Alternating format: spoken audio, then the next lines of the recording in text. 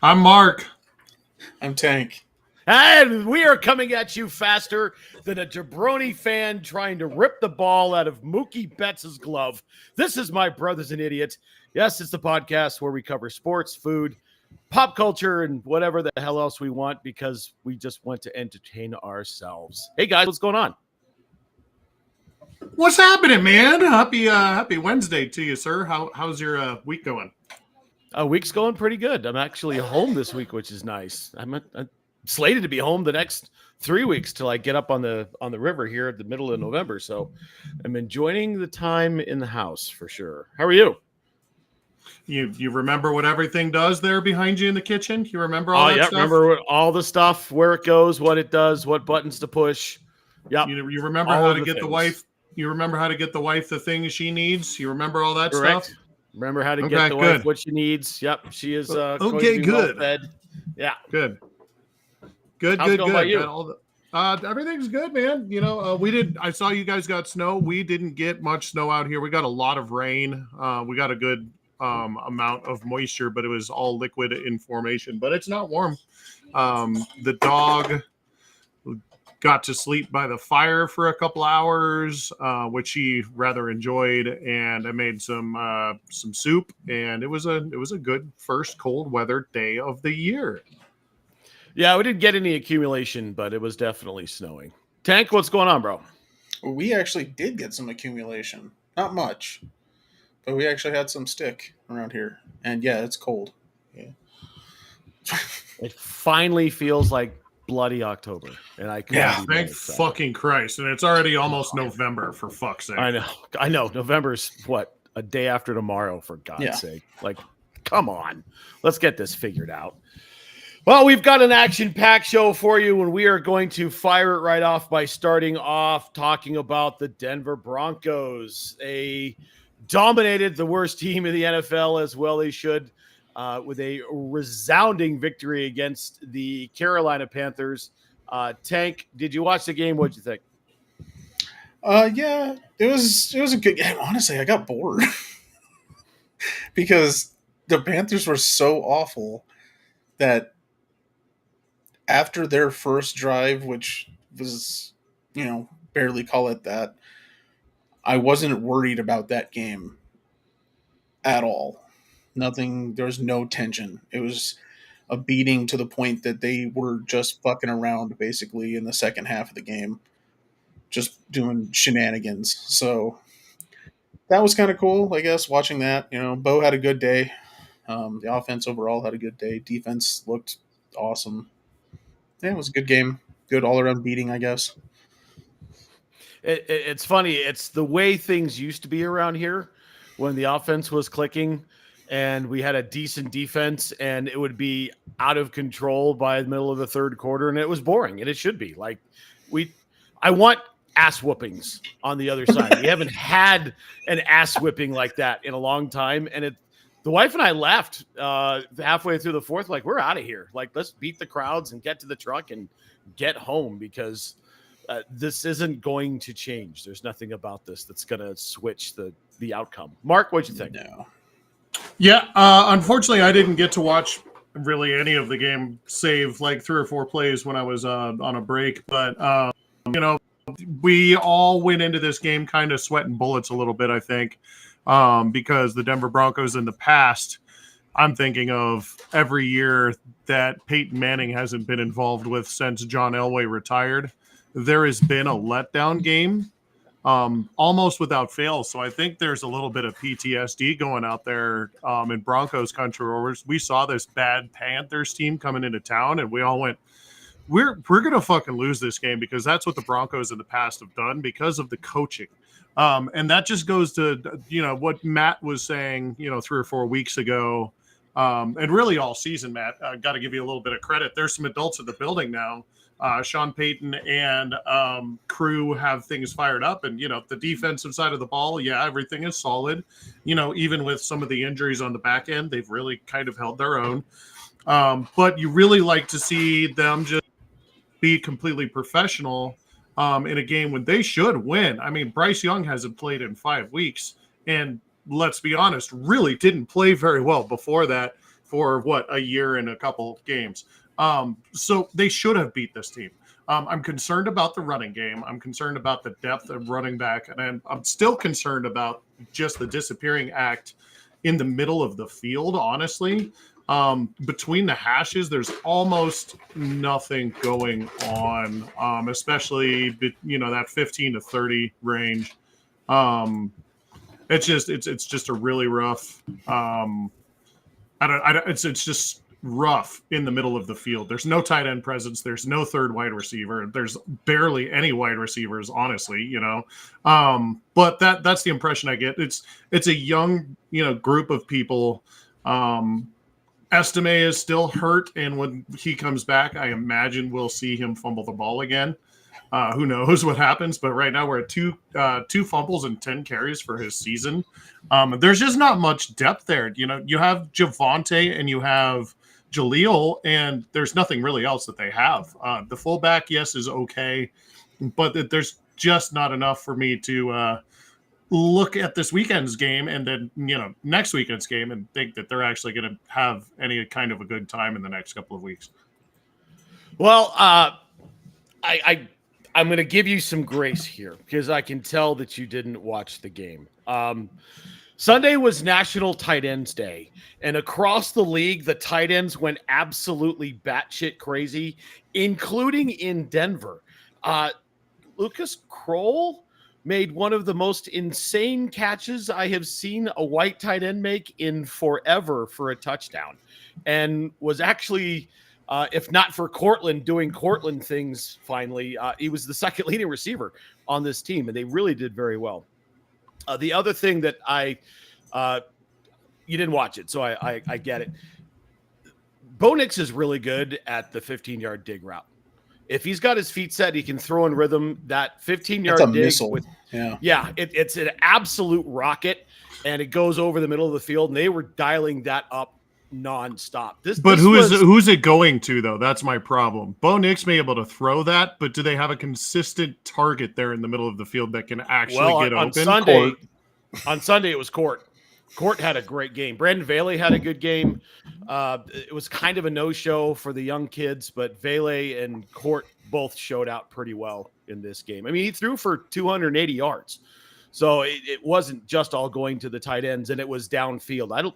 I think they threw maybe 2 screens the entire game. There wasn't a whole lot of dink and dunk stuff. This was clearly Sean Payton knowing we are better than these guys. They will not be able to get a pass rush. The offensive line stood up very well in pass pro because there really wasn't a whole lot there. I mean, Jadeveon Clowney's garbage now. I don't even understand how he made a job. I heard him make a couple of calls in my little break, so I thought he had a pretty good game just from he did not. He had a couple of good late game plays, but by then the Broncos were fucking around, so it wasn't really. Yeah. This was the Bo Nix coming out party because they really didn't try to run the ball. No, there was definitely a lean towards, all right, this is the game where we get the kid confident, and he looked as good as he's looked all year. It's the best he's looked all year. And because he was able to throw in rhythm, his feet were good. He was throwing on platform. The one really bad throw he had was an overthrow. Guess what he did? He pump faked and he threw it off his back foot, and it sailed, which is what has been happening all year long when he does that. Everything else, the kid was outstanding. Absolutely outstanding. I would still like to see more of the outs, that 10, 15, 20-yard out. I don't think we've seen a great deal of that to this point, but that inside route, that dig route coming from either the slot or the X was just outstanding on Sunday. The other thing I got, and Tank, you alluded to it, they put a lot of bullshit on tape.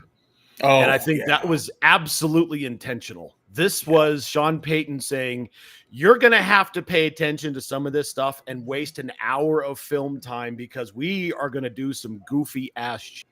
I mean, there was the double pass. They ran a fake pass to Burton. Yeah. Yeah. I mean, there was just some wild silly shit. Yeah. Was there also a fake field goal attempt that was a catch and run to Brandon Kroll over the middle? I think I saw Lucas Kroll over the middle, not Brandon. That would have worked Brandon, if the false start yards. I do that If it every wasn't- time. I do that once a season, Yeah. every season. Yeah. If it wasn't for the PK. false start, that would have worked. Actually, they would Yeah, have got it it. would have. Yeah, yeah, because Garrett jumped. Yeah. This was Sean taking the opportunity to put goofy stuff on film that other teams are going to have to waste time to talk about and to worry about in their meetings, because we may never see some of this shit again. Dave Canales is a bad NFL coach.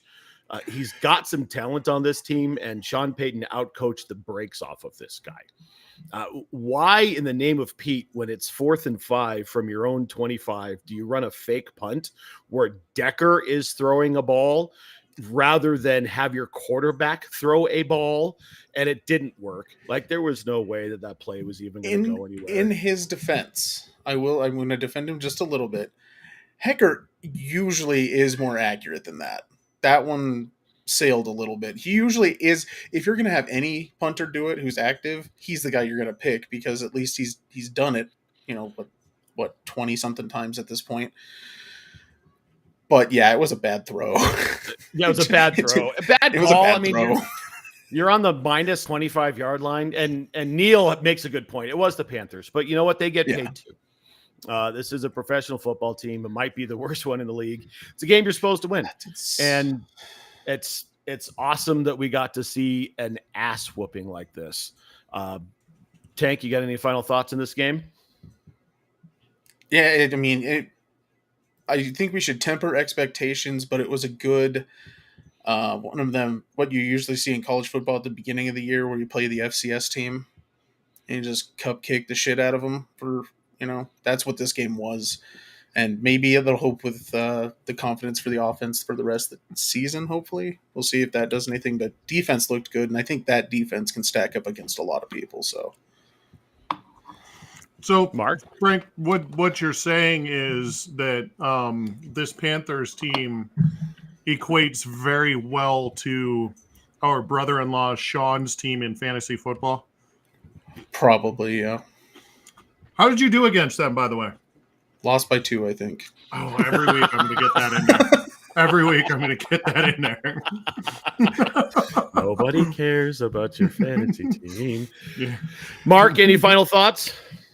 No, man, I think the next couple of weeks are going to be a real indicator of what this team is made of one way or another. And we'll see what we've got going into this. So excited to see what happens, man. We'll see what the talent looks like. Yeah, I think we need one of these games in the next 2 weeks. I don't think we're going to get 2, but if we can get one of them, that sets us up pretty good, I think. There is a world in which they get them both. This team plays pretty well on the road. I don't see it. It's a very slim possibility. It's 2 very good football teams. One's obviously the Chiefs. The other one's got the best offense in the league. So, we'll cover more about that here in a little bit. But yeah, I agree with you. I think one of the 2 games definitely cements them as a playoff contender. It'll make them 6-4. I'll take that all day and every day. 6-4, 10 games in. Heck yeah, let's go. We're playing some meaningful football late in the season. We split these games 1-1, like you're saying. I'm really happy with 6-4 because we've got that over already that we called out way long ago, I believe in early August, when they dropped that number of 5.5 and said, Sean Payton has never lost more than 7 games. That's asinine that 5.5 would be the number. I know on paper what this team looks like, but that's why they play the games, right? Correct. And since we're talking about playing games, I believe. Actually, never mind. That really, we'll just move on. I'm going to interrupt you, but never mind. Yeah. Speaking of playing the games, we've got a game of our own to play, and it's called Pew Pew Pick'em. Take it away. See, what I was going to do is I was going to try to wedge a Gene Mingo reference in there, but I saw my opportunity and lost it. So that's what we were going to do at the start of that. Hi guys, welcome to Pew Pew Pick'em. Are you familiar with this game? Do you remember how this one's played? We talk about the games against the spread every week, guys. And every week I keep score, but only of how these 2 are doing, because the other people that come on this show are undefeated in our books, right? We love the people that come on and help us out on this show. But let's talk about the actual numbers, because that's what we care about. I want to tell you both, that Bobby, the Duchess, won 12 games this week. Wow. That's better than both of you.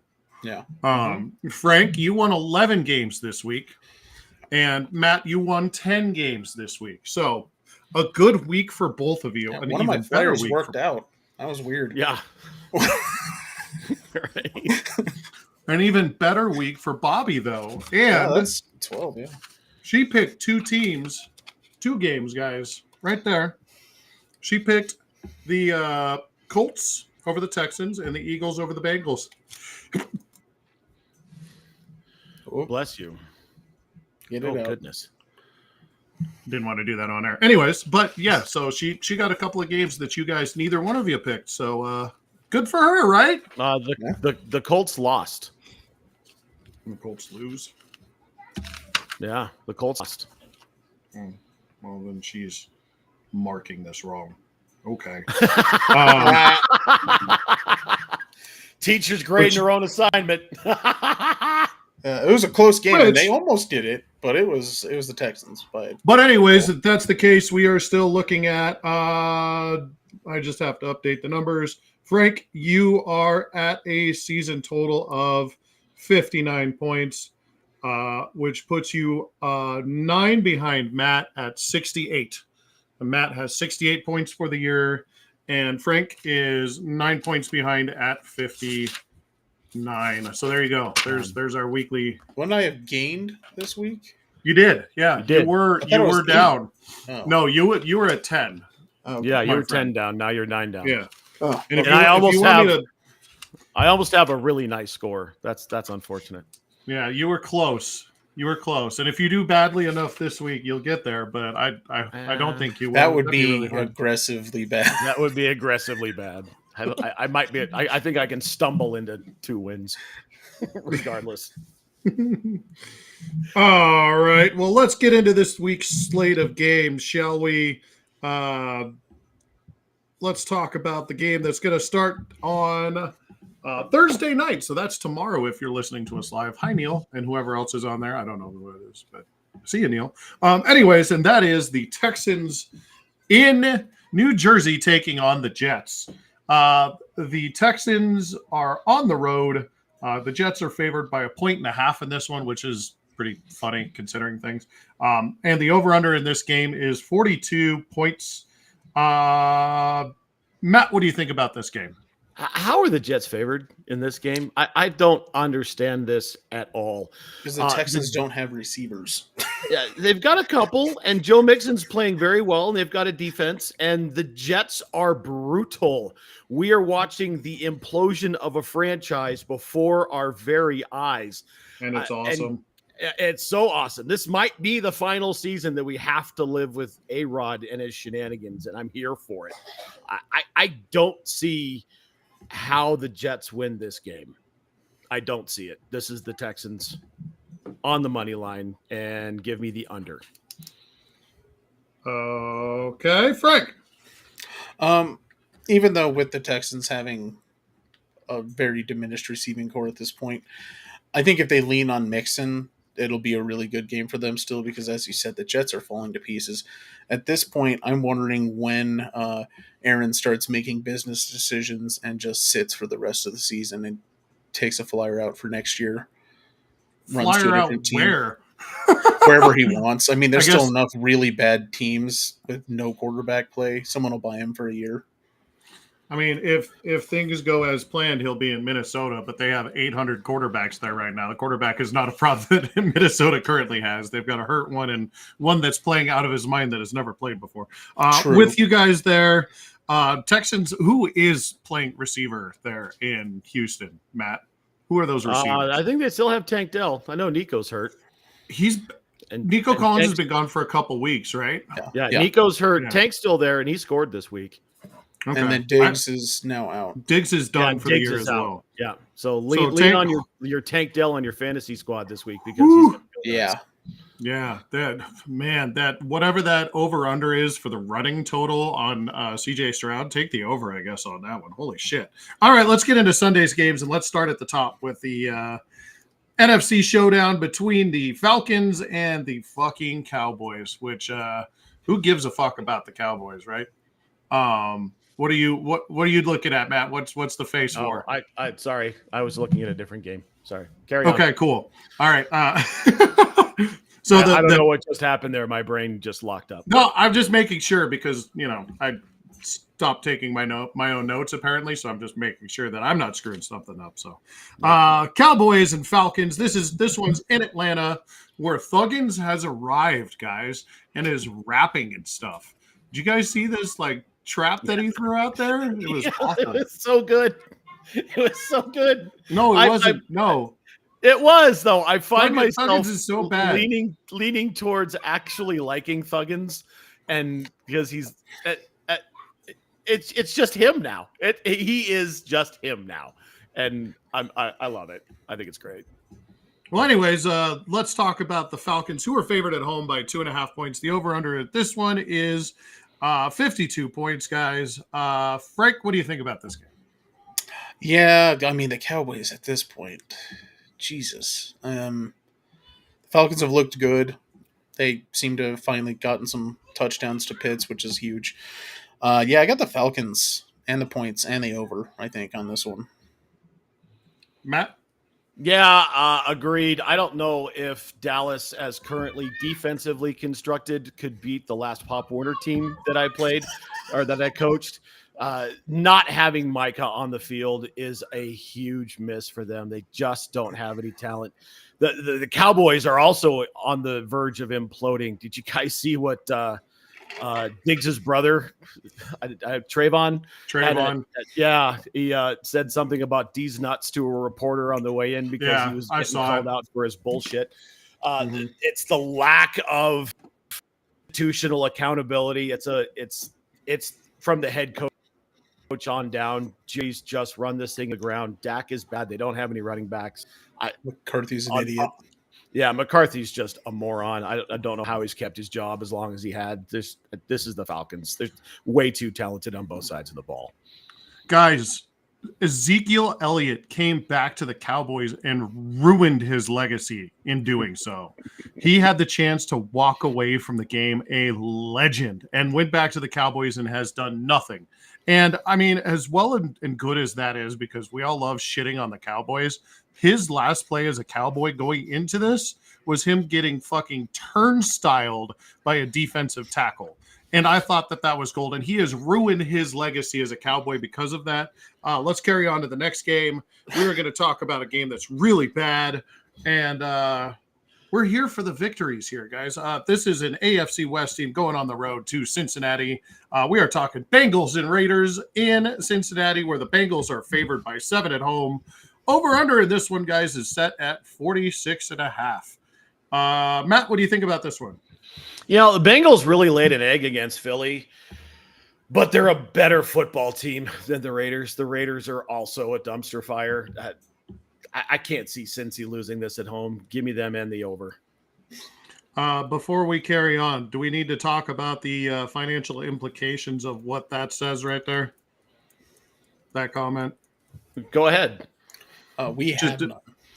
We take our picks if you want, and they're not my picks. They're our picks. Take them if you want. We're really bad at this. We're very, very clear about that. Okay, carrying on. Frank, what do you think about the Raiders and Bengals? I think who gives a shit on this one. I'm going to take the Bengals. I don't believe in the 7 points because honestly, the Bengals have been, like you said, laying eggs. But I'm going to take the under. I think it's going to be a low-scoring dog shit game, to be honest.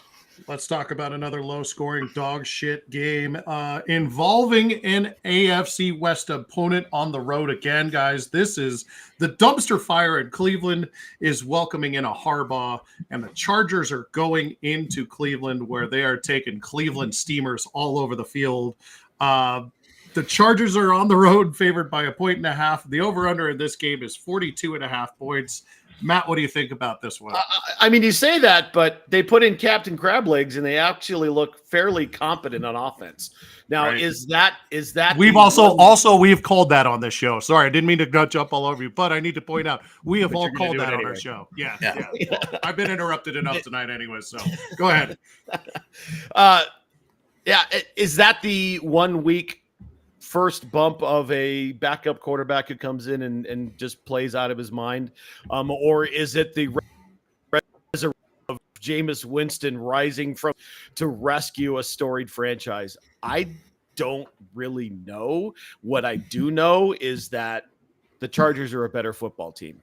I don't see how the Browns can win this game. David Njoku cannot repeat the performance that he had this past week. I think that Harbaugh's too good of a coach to allow that to happen. Nick Chubb is still trying to work his way back from injury. I don't see how they win this game at home. Give me the Chargers, and I'll take the under. Frank. Ooh, we're going opposites. I believe in Jameis. I do. I think he's a much, much better quarterback than the guy that popped his fucking Achilles and is out for the season. I'm taking the Browns in a close game, and I'm taking the over. So, not only did Bobby take the Chargers in this one, but does Jameis Winston still garner a paycheck from Cleveland? Why wouldn't he? why wouldn't he? Correct. So we are still going against the Browns in this one until Jameis. Oh, Winston you mean You Deshaun mean Watson? Deshaun Watson. You mean Deshaun Watson? Deshaun Watson. Sorry, that's what I meant. Sorry. What did I say? Jameis Winston? Jameis Yeah, you Winston. did. Yeah. Okay, yeah. Deshaun Yeah. Watson is who I meant. Yeah. Is that flat sack of shit still getting a paycheck? Yes. Correct. We are going He's with He is the for the fully next Chargers as a 3 show. years, so Yeah. I don't think it's going to matter. Yep. Let's carry on to another game. Guys, keep this one short. Nobody gives a fuck about this game. It is the Patriots and Titans. Titans are 3.5 points at home. 38 is the total in this game. It's boring as fuck. Frank, your turn. The Patriots on the road. I think they're a better team. Titans are just too miserable on all sides. So I'm going to go with the Patriots and the over because that's Matt? an incredibly low under. Matt, What's the over under? 38. 38. Yeah, I'll take the over, and it's going to be the Pats. Move on. I'm taking the under in this game. Fuck that game.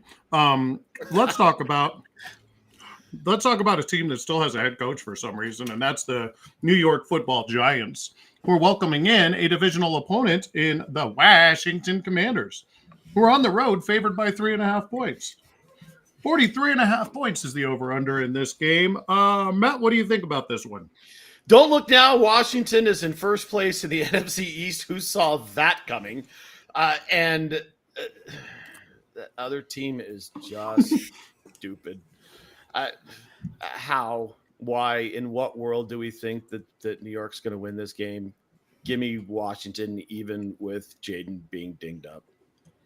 All right. Oh, wait! Before you move on to Tank, Danny Dimes is trash. Okay, go on. Frank. Agreed. Agreed with that sentiment. Yeah, I don't see how, unless you are a diehard Giants fan, I don't see how you pick them in this one. The Commanders are a better team, all sides. New York's defense is decent, but I don't think they can slow Jaden down, even injured. Do you guys care at all about the team that the Broncos just beat? I mean, No. Okay, so we're going to keep this one brief. This is the Saints and Panthers in Carolina. The Saints are favored by 7.5 on the road. 43.5 points is the over-under. Frank, go ahead. Quick. I'm going to take the Saints because David Carr's back. Over-under. David Carr's back. Quick. Shit, I don't care. Over, I guess. I Or do. under. No, I under. asked the question. Under. Okay. Matt, go. David Carr plus Alvin Kamara equals a win for the Saints. Give me the under.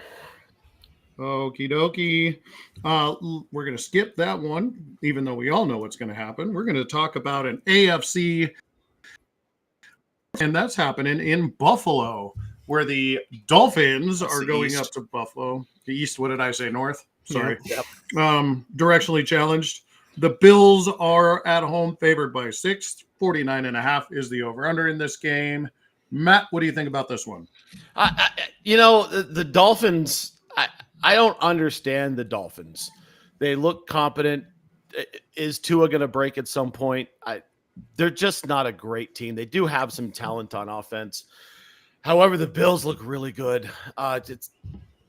it comes down to a battle of quarterbacks, and Josh Allen's just a better quarterback. It's a better football team all around. Give me Frank? the Bills in the over.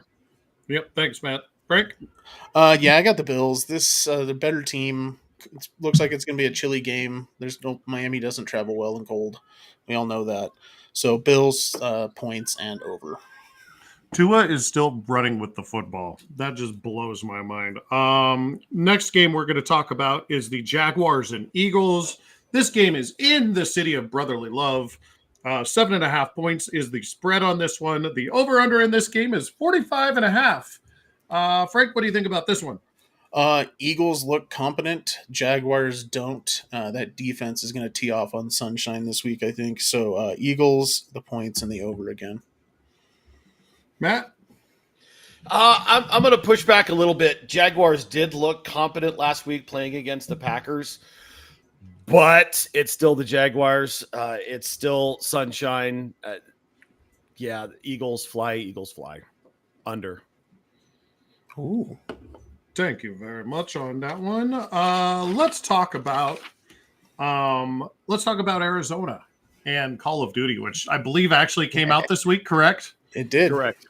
Okay, so we're going to talk about the Bears going down to the desert to take on the Arizona Cardinals, and Kyler has a new video game to play. But even that said, they are favored by a point at home. The over-under in this game is 44.5. Matt, I believe it's your turn to go. Go ahead. If you don't think that Kyler's had a copy of this thing for the last 2 weeks, you're probably deluding yourself. So his launch date is different than anybody else's. Plus, you've got the New Zealand glitch where people have been playing this thing because they think they've convinced Activision they're actually in New Zealand where it launched earlier. So Kyler actually is looking good through the middle part of the season. Give me the Cardinals. I don't know that the Bears are going to have enough moxie in the locker room to overcome what happened. I think they'll probably play a little bit more aggressively and a little bit more together and a little bit more professionally after the way that game ended on Sunday, but it's going to be the Cards at home. Yeah, I think that game was a kick in the teeth against Chicago, and I think that's going to spill over a little bit into this week. I have the Cardinals at home also with the points, and I think they're going to put up some points in this one, honestly. Bobby says the Bears still suck. Anyways, let's carry on to the next game, which is He's not wrong. very, very, very, very important to the Duchess, and that is the Lions on the road going into Lambeau to take on the Packers. Over-under in this one is 48 points. The Lions are favored on the road by 3.5 in this one. Frank, what do you think about this one? I think this is the home dog win of the week. I think the Packers sneak one over the Lions on a McManus field goal again. Love it. Matt? The Lions are the best team in the NFC. True. And until everyone comes back, at least as much as they can from San Francisco, that's not going to change. Jordan Love is hurt. He's not going to be at 100%. They just barely squeaked by their last game against a very bad Jacksonville team. The Packers are going to lose this game. Give me the meatheads all day long in this one. How do you win a game and put up 52 points and have less than 70 yards net passing? I love that. How do you do that? Defensively? Defensively. This is the most complete team in the NFC, and until something changes, I don't see them losing again. Lions with a circle. Give me the over. Okay. I'm also taking the over, yeah. I figured you were. And you, yeah. So you guys both picked the Lions, correct? No. I took the Packers. I think it's a home dog winner. That's right. Yeah. I did. So I did write that. I'd second guess myself. We may have breaking news. Neil's saying that that Jordan Love's not going to play. If that's the case, Malik Willis against the Detroit defense, yeah, let him eat, bud. Let him eat. I don't think we have to tell you what the podcast picks on this one because the Duchess is the tiebreak and the Duchess's team is the Green Bay Packers. So the Green Bay Packers will win this game apparently. in accordance with Duchess law. Let's carry on to the next game, and that is happening up in Seattle, where Matt was close to very recently. Yeah, you were close. Mm-hmm. But the Seahawks play there. They used to be in our division. That was fun. Anyways, the Don't know where this is going, but yeah, you're right. that it's not going anywhere. It's not going anywhere. It's not going anywhere.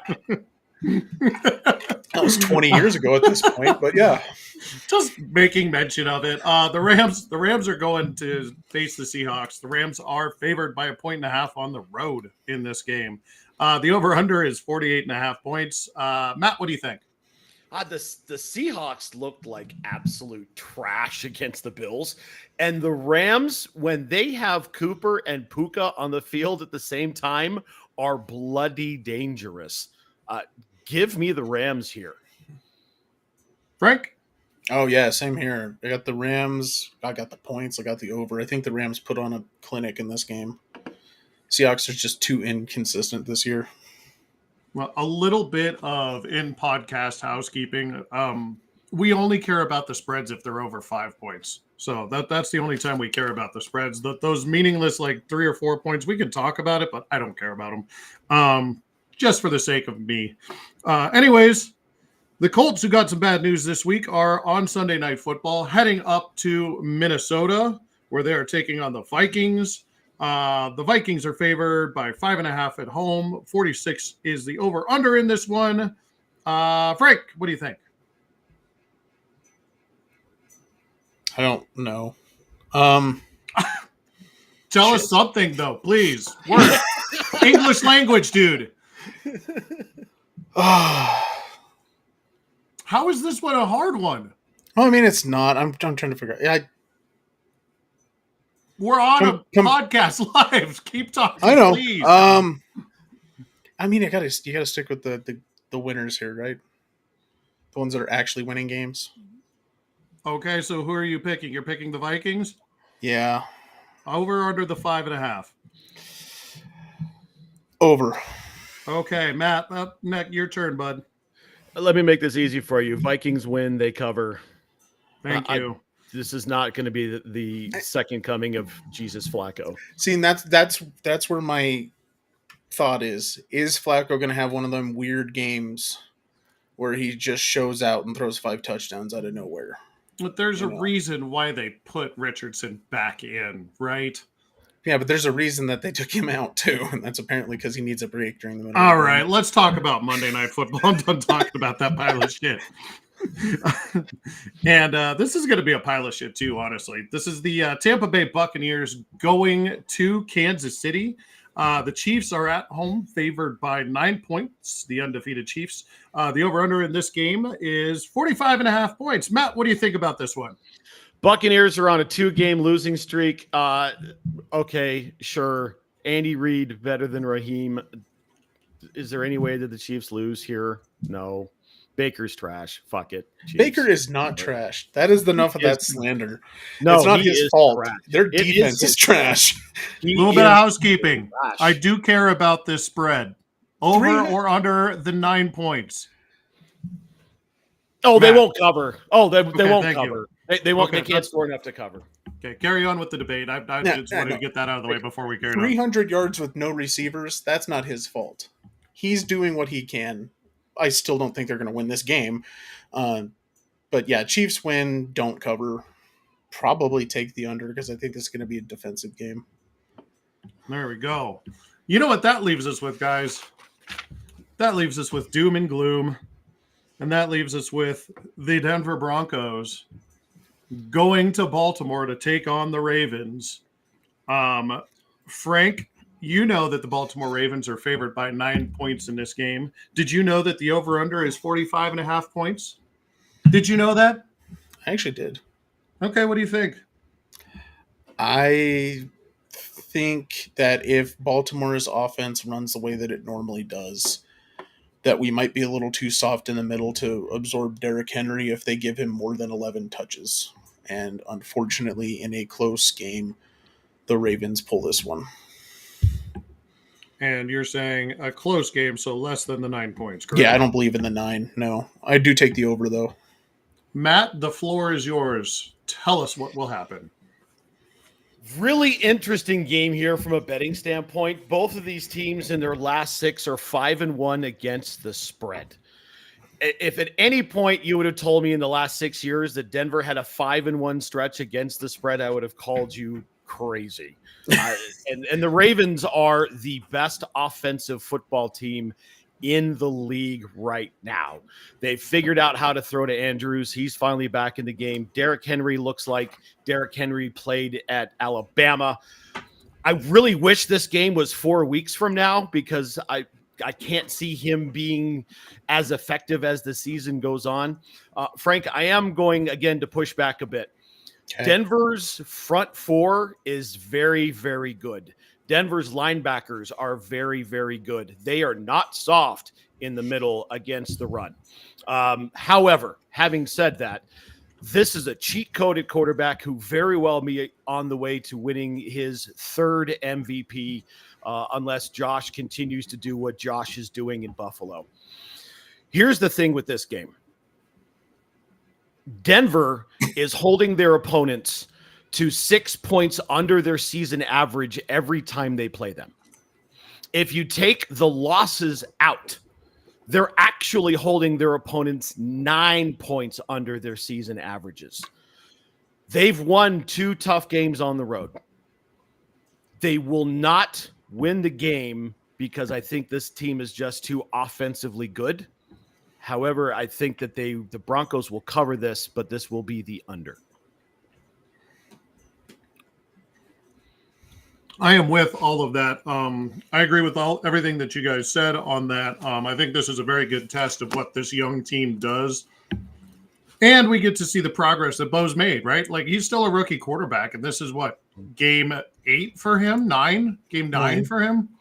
Yeah, game 9. So let's let him develop, like just the fact that we are talking about a team that's probably on the verge of the playoffs is exciting for me. And this team is trending up. We're going to get healthier. We're going to get, I don't know if we're going to get better on the defense, but we can get deeper. And on the offense, next year, you're going to add a weapon or two, right? Like that's going to look a lot different. I am excited about the trajectory of this football team, no matter what happens this Sunday. And I do think that they lose. And I agree. I think they're going to lose, but I do want to say it would not surprise me if they won. Because they have gone on the road and beaten teams they should not have beaten on paper going into those games. We know now a little bit more about New York, but that win in Tampa is massive because they went on the road, played at 11 o'clock. It was on the East Coast. It was in Florida in early season, all of the things that usually stack up against Denver, and they went in and won the fucking football game. So I don't think they will win. Point, Tampa Bay was still healthy too, Like, they got Tampa at their best. No, and I agree completely. I think there's a chance they win. I just think that, as opposed to what happened last week, I think they feed Henry this week, and I think that's going to be the difference.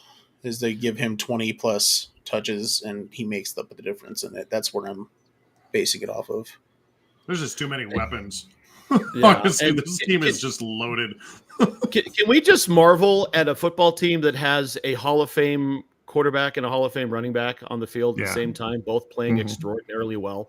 When's the last time we saw that? Plus, you're going to have 2 handless receivers this week with Deontay Johnson and Rashad Bateman.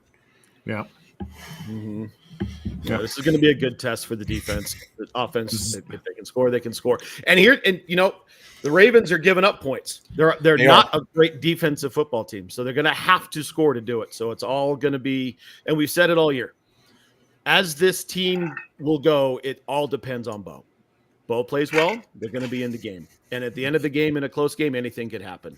But that's a cheat-coded quarterback, and he's not a power back with speed. He's a speed back with power, that Derrick Henry. You saw him hit 22 miles an hour. Dear sweet God. Did you guys see the meme of the 2 shots of him on his big runs where they zoomed in on his face and he's just got this giant shit-eating grin on his face? Have you seen that? God, I love it. That's absolutely brilliant.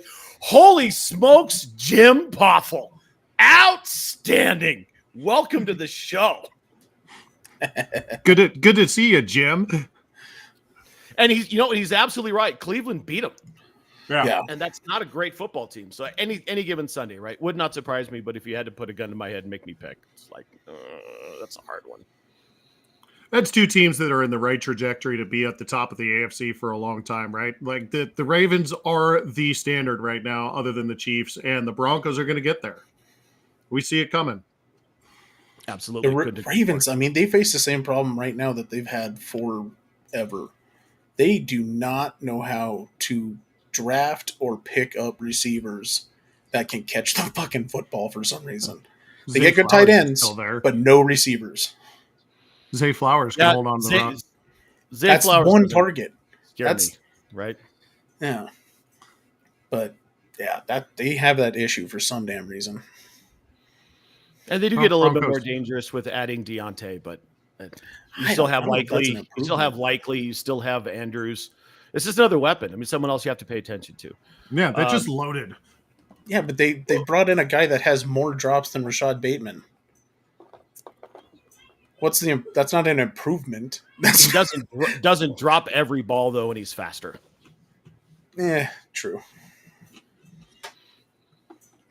I mean, there are cases where wide receivers can get loose on this team. I don't know if you got to see Tank. Were you at the game or were you watching from home? No, I was just watching off the. Okay, I don't know if they showed it on television, but there were a couple times. I'll tell you what, Carolina's got this rookie receiver who is going to be very good, and I absolutely adore Xavier Legette.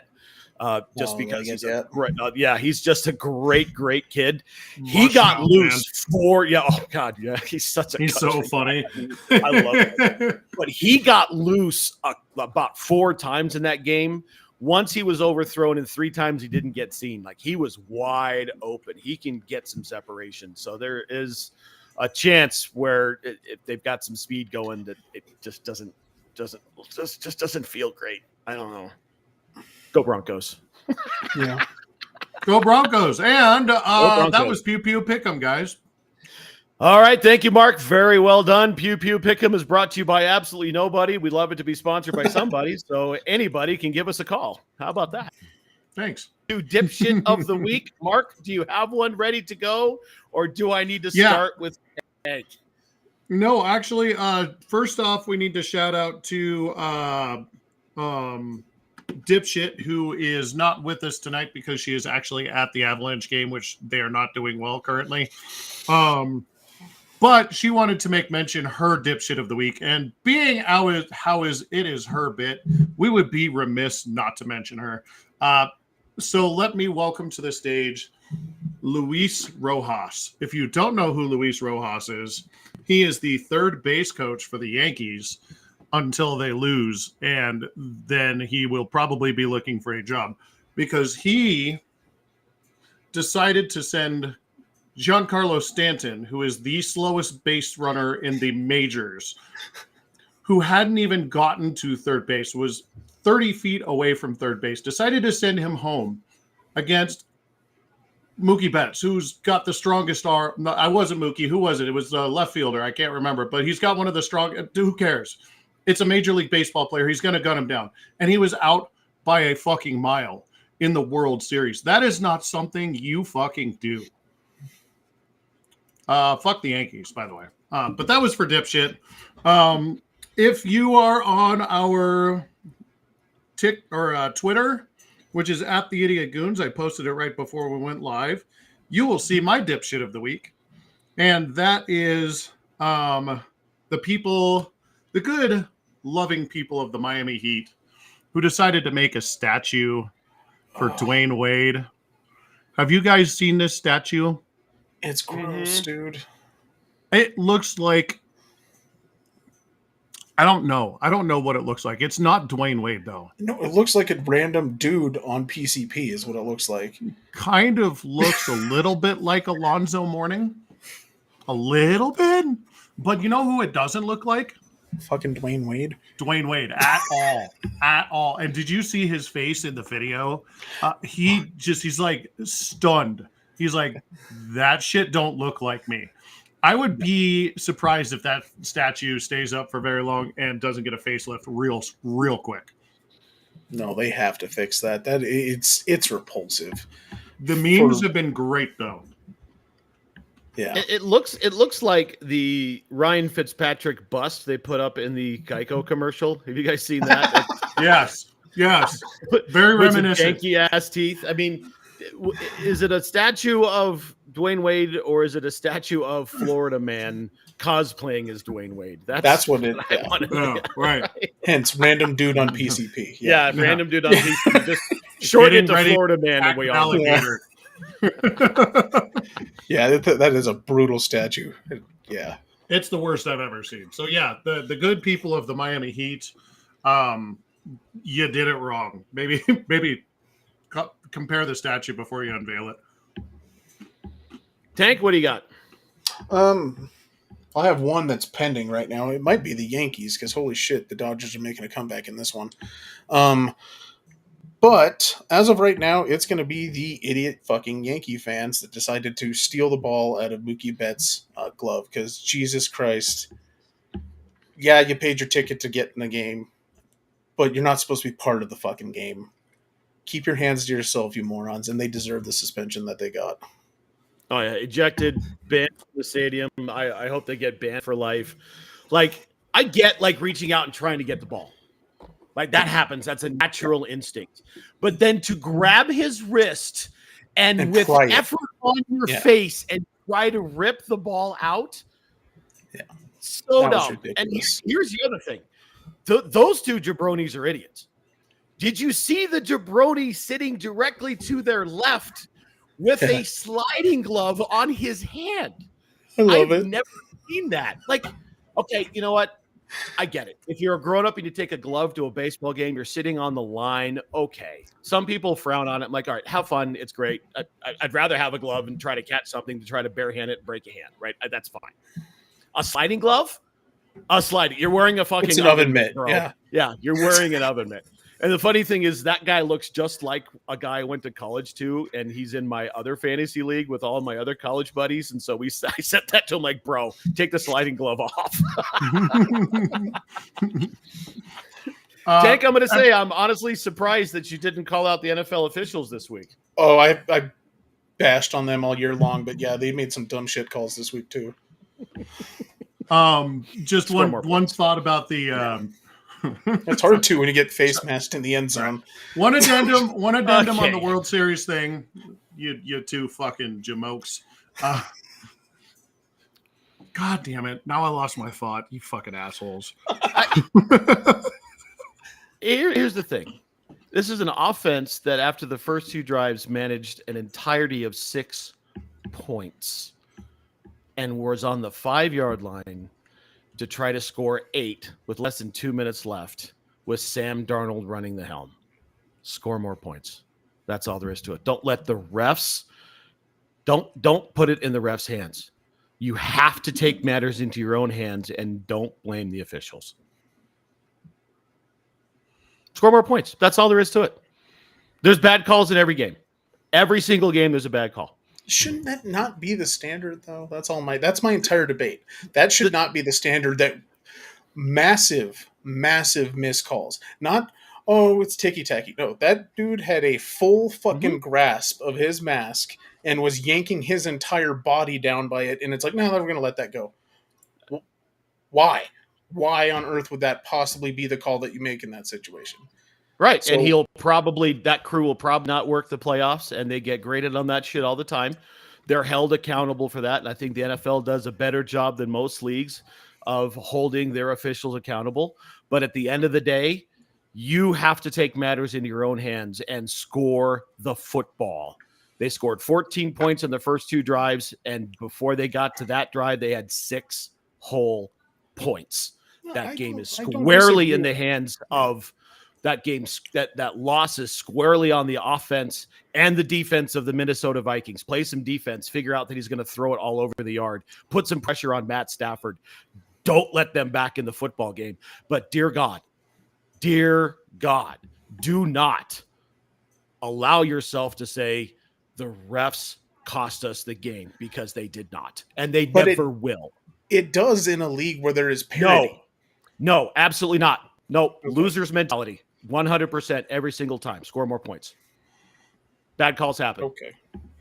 So the Yankees fans not only are the dipshits of the week because they, they did the whole like steal the thing out of the ball and all that shit, but there are a lot of people out there that are actually backing these guys and calling them heroes and like doing all that shit. So that's my addendum on that is they, not only are there people that like that actually did this, but there are people that support the people that did this. Like, what a bunch of fucking the Yankees fans in general are just like scum, just scum.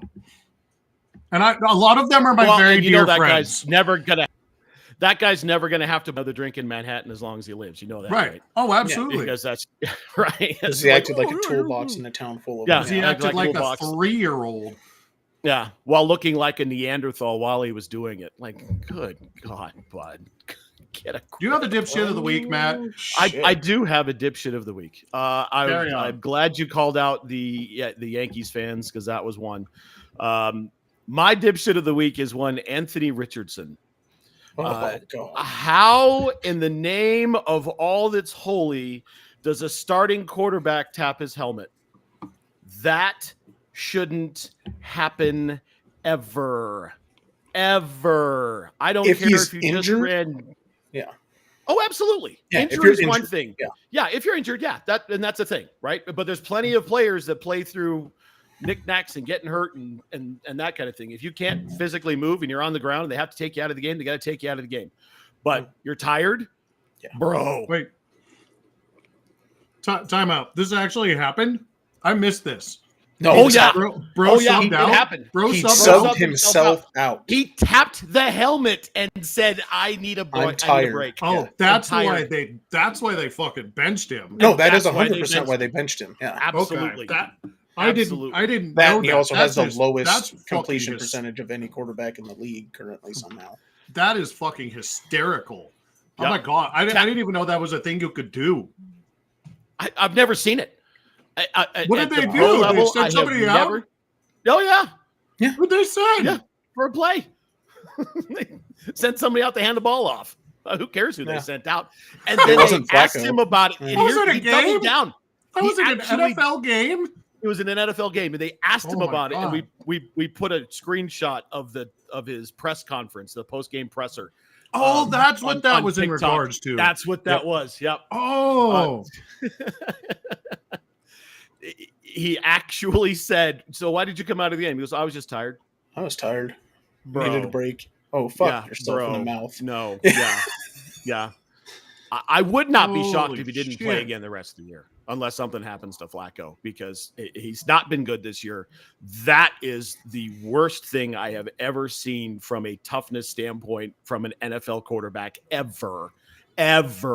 Watching this game for 45 years that I've been aware of football, never seen anything like it. No. Anthony Richardson, you are dipshit of the week. I've seen a dude get carried down the field for an entire half because he broke his leg to try and win a game.